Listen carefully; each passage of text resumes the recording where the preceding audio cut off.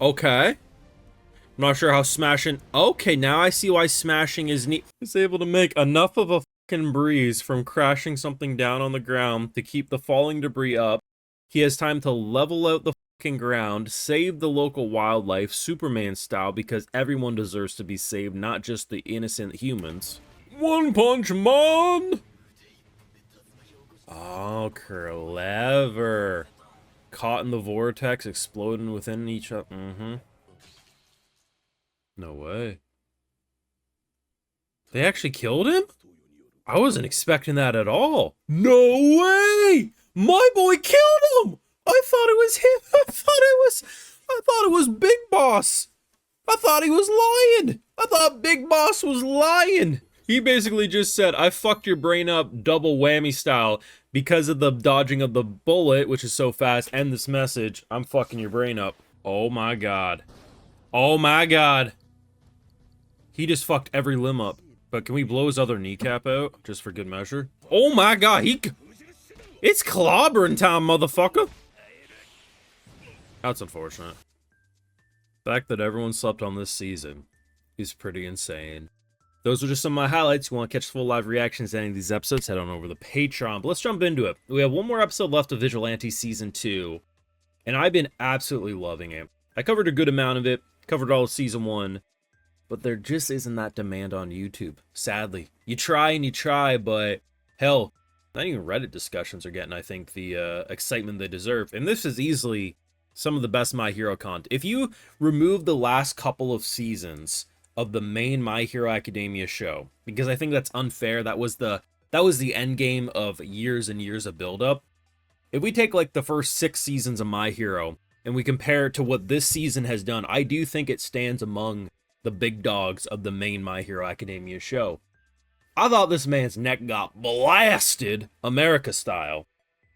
Turns out it was his shoulder. But my boy Knuckleduster, he ain't fucking playing this season. I mean, he had that sniper shot on lock there, and he went in for the kill. It was super interesting though, because I think this episode probably had one of the most brilliant counters to a speedster character that I've ever seen, or at least I can think of, because granted, there isn't a lot of like really great modern examples of speedsters being adapted.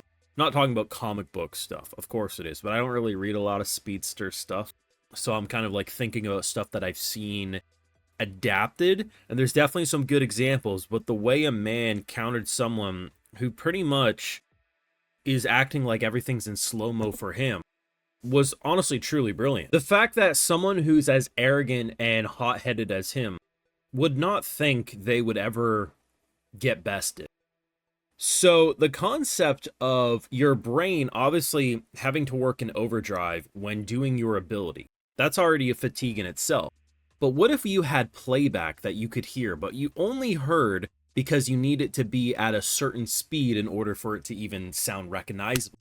So as everything's slow for him, you're moving at what seems to be normal speed, and you're arrogant enough that you're going to stand there and listen to that message, not realizing the message is designed to make you, well, basically waste the amount of time you could stay in speedster form, and it's going to fuck your brain up. Such a brilliant counter, and I can't remember the last time I've seen a character be that brilliant. And it makes sense given who Knuckleduster is, of course. So of course he would know how to counter something like this because of everything that he went through. And I think it's just super crazy to watch. You know, obviously we have characters like Stain, but Knuckleduster's an interesting case because it's not like he just goes around shooting random people.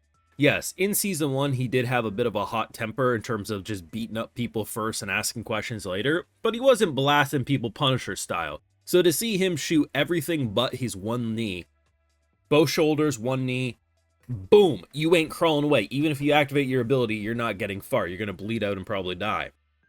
Yes, the episode does end with this son of a bitch morphing his arm into an abomination and exploding. Not great, but still, fucking crazy stuff. Was not expecting that at all, because when he got, I thought, sniped in the neck, I thought it was fucking All For One or whatever doing it. He's like, oh, it's fine, boss man, it's fine. I was like, okay, he's clearly lying. No, it's my boy with his fucking sniper, America style.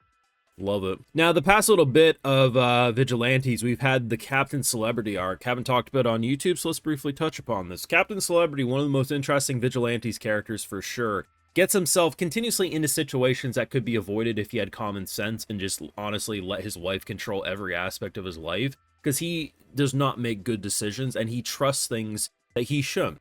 But he got to have a redemption. So we got the Sky Dome that had, I don't know, 10,000 people in it. I forget the exact number. It's around there because he did embarrass his wife in front of like 10,000 people or something. It was a whole thing.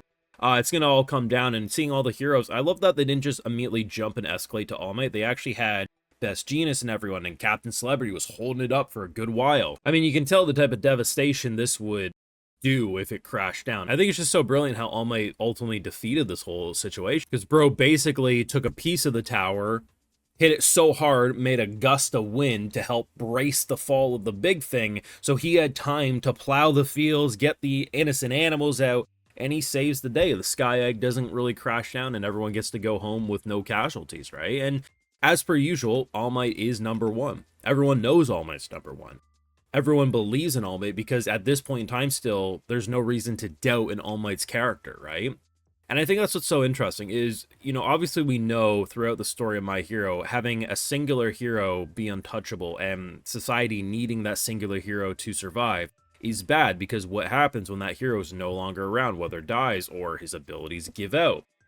But in this case, it's nice that it did feel like a team effort, but it really does reinforce the main hero storyline of My Hero, which is having a singular person, which is why, you know, the story not ending with just Deku being the new All Might, but rather Deku and company being the new heroes, is a much more satisfying ending than just a character like Deku replacing All Might, right?